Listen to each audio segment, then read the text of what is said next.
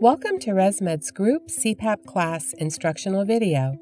Today we will cover the following items: how to prepare your classroom, how to welcome your patients and make them feel comfortable, how to structure and sequence the educational components of your CPAP class, resources that are available to you and your patients to ensure a successful setup, and frequently asked questions regarding paperwork, HIPAA, and handling patient questions and comments.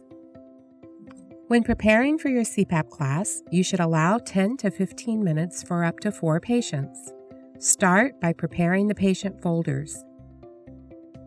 Your contents should include the necessary HME paperwork, a copy of the patient's sleep report, and completing the patient's checklist, including device type and serial number.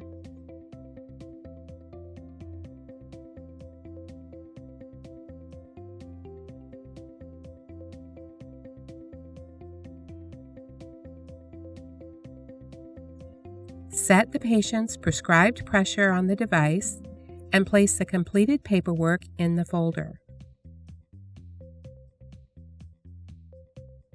Additional resources include ResMed's resupply brochure, a decal sticker for their machine reminding them when to order new supplies, and the Air Solutions DVD.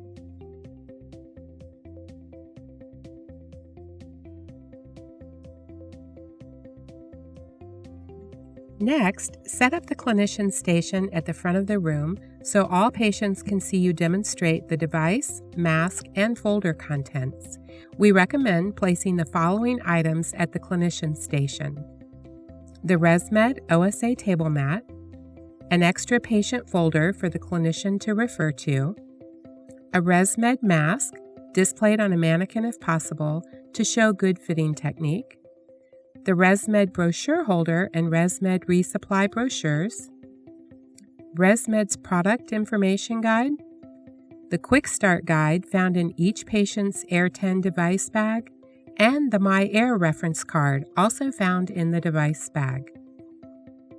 At each patient's station, place the ResMed OSA table mat, the name placard, the patient's folder, and a pen. If you have a clerk or assistant on staff, they can support the clinician by preparing the patient folders and setting the patient and clinician stations. This allows the clinician to focus solely on patient care. Lastly, be sure to print out the CPAP class sign-in sheet and attach to a clipboard. We strongly encourage that each patient sign the sign-in sheet right away when they arrive.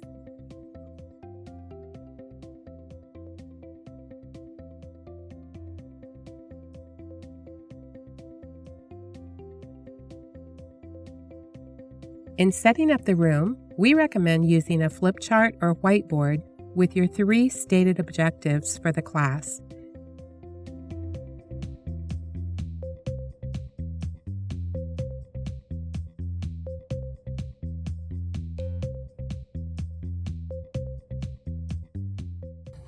Hi. Hi. Thanks for coming in. Thank you. I'm Carol Scott. Jennifer. Nice to meet you. That's your pleasure. Hi, Pedro. We have a place for you right over here. I'm going to be your... It's important to welcome the patients by name when they arrive to class. Be sure to introduce yourself as well. Thank them for coming and escort them to their patient station. Then have them sign in on the CPAP class sign-in sheet. Encourage patients to read about OSA on their ResMed OSA table mat while they wait for the class to begin. Carol? Nice to Nice meet to you. meet Mark. We have a place for you right here. Okay, perfect. Thanks. Hi. Welcome. I'm Carol. I'm your clinician today. I'm Nancy. Nancy, have a seat right here. And Hi, I'm Max. you must... Out of respect for people's time, we encourage you to begin the class and end the class on time.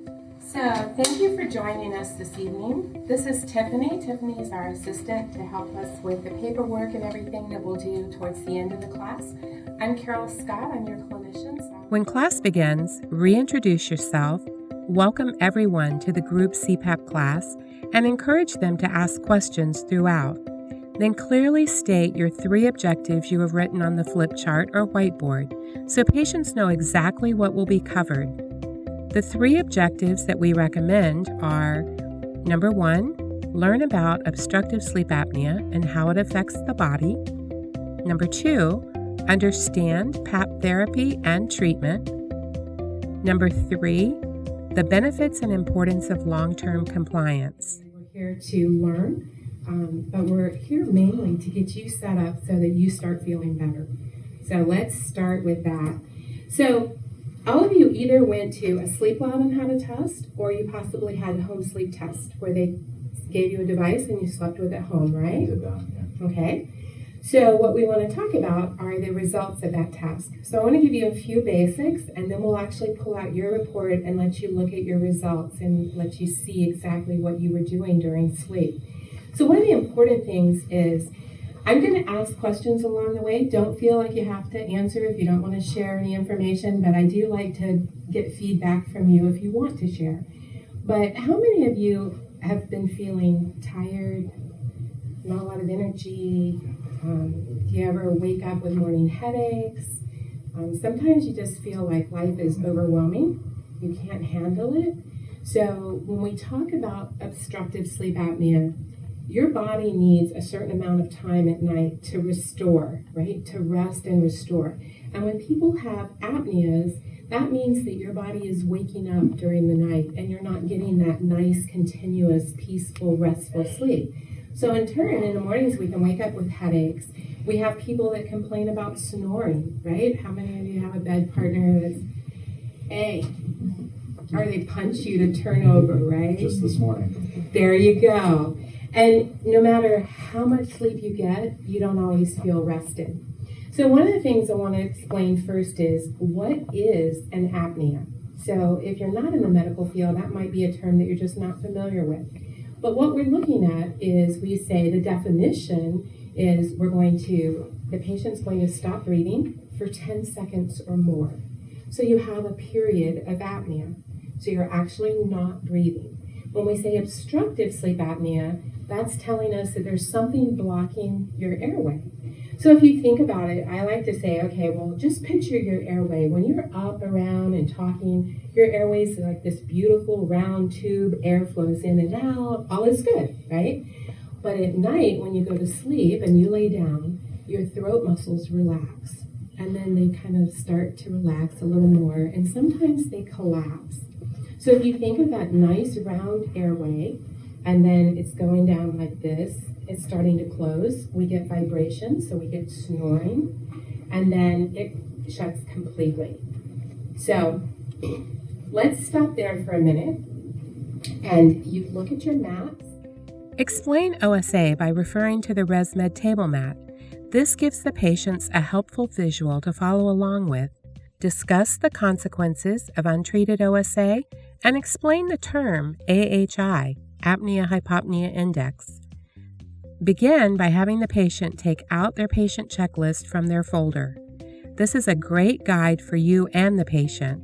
Encourage them to follow along, take notes, check off the boxes as you cover each listed topic, and be sure to jot down any questions they may have. Then have patients find their own AHI on their sleep study results that you have highlighted for them. Which number is my AHI? I see 3 numbers here. So just look at the all night for now. So that would be your number. This is telling you if you see the details of REM or non-REM. Those are just different stages of sleep.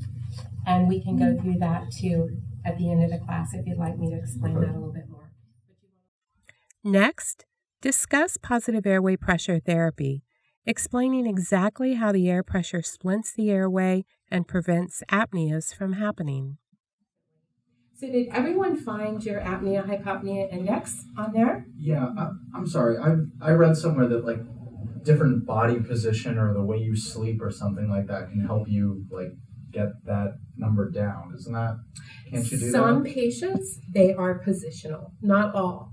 So some patients, you'll be more severe on your back than you would be on your side. but that's not true for every patient. So every patient is different because we're individuals. So right? how do I know if I'm positional? Maybe I don't need CPAP or whatever. So first of all, you had the study. Great question. Your physician looked at your results, and based off of that, he feels like this would be the best therapy for you. Most of the time, by the time you get to this point, you have tried, well, some people say they have black arm syndrome. So where their spouse is punching them all night to turn over. Yeah, they're snoring, again, turn over. Sometimes there's modifications. Some patients will say, hey, my wife sewed tennis balls in the back of my pajama top so it won't let me roll over on my back. That's great if it works, but a lot of times it's not positional. It's not effective, and we find ways to twist the shirt, and the next thing you know, we're on our back. So most important thing is, first of all, your sleep study is a valid test by your physician.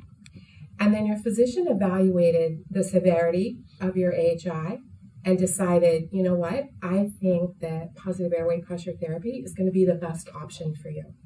And positive airway pressure is actually just going to be like a splint. So it's going to splint your airway and keep it open so that all night long you're getting that airway splint. So now when you go to sleep, you sleep. No extra arousals. You wake up feeling refreshed. Now, it's not magic, right? It's a treatment. It's not a cure. So that means that we need to help you learn how to adjust to therapy. So we're going to do a couple of things. And objective number 2, when we talk about the therapy, we're going to be showing you're going to get your device. We're going to talk hands-on. Give each patient their device in the bag. This encourages patient participation and ownership of their own therapy. Have them follow along as you demonstrate removing the device, plugging it in, attaching the humidifier and tubing, and turning the device on and off. Let's just take a moment. You've turned on the power. So what do you see on the screen? Boxes. Okay. And what are your boxes saying? My options and the sleep report.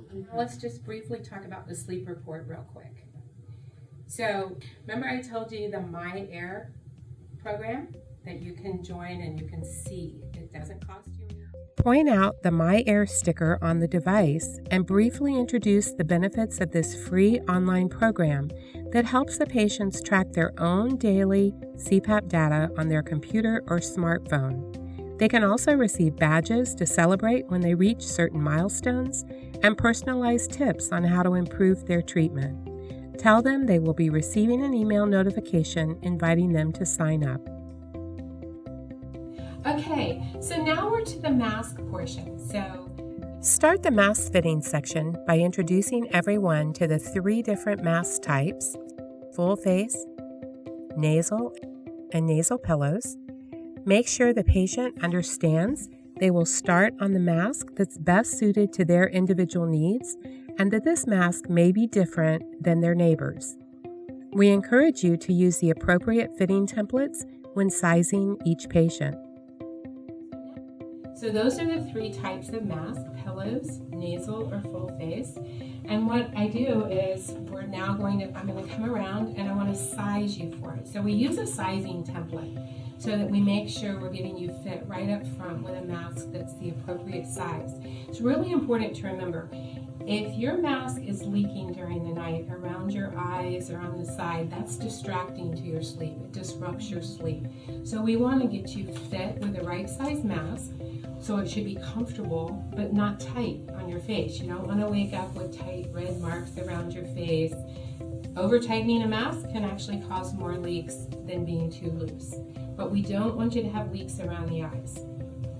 So as I come around to work with each of you individually, this is the time where you're going to be able to take the time to either go back through on your notes page. If you've come up with any more questions for me at the end that you want to ask, make sure you're jotting those down.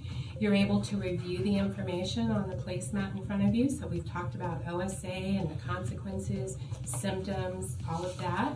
And then also in your packet, we actually have some brochures for you that we'll be going over. But if you're reading ahead and you want to look at those, you're welcome to as well. So I'm going to start. Explain to patients that while you are working individually with each patient during the mask fitting, they should be using this time to get more comfortable with their device, powering it on and off, removing the humidifier, opening the chamber, etc. They can also read brochures, review their sleep study, take notes, or talk with their neighbors.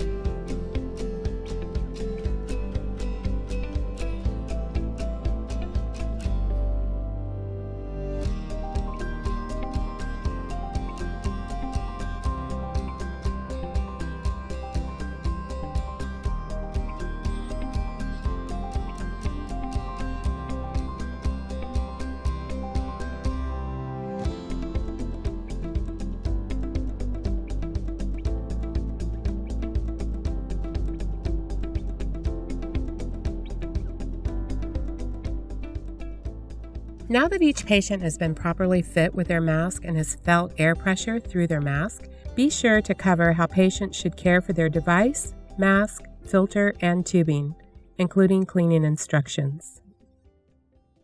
Importantly, is cleaning of your supplies. So let's talk about the mask, for instance. So it's very important that you wipe down the mask or wash the facial cushion every day, especially if you have a cold.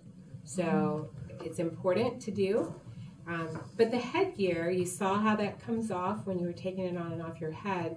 Your headgear needs to be washed once a week. So when we talk about washing, we want you to just use a mild soap, like Ivory soap, baby shampoo works. Don't use a degreaser or something with strong chemical smells. Definitely don't want to use Clorox or anything like that, right? So you're going to pick a mild soap and you're going to wash your mask. You're going to wash your headgear once a week. Your tubing also needs to be washed. So we want to talk about once a week. It's really easy to, I'm going to use your tube as an example here. Remember when we talked about how you take it off, on and off, grabbing it here, not by the tube. So it's really simple to take a little bit of warm soapy water, put it in the tube, hold your fingers over the opening, and just kind of slosh it back and forth.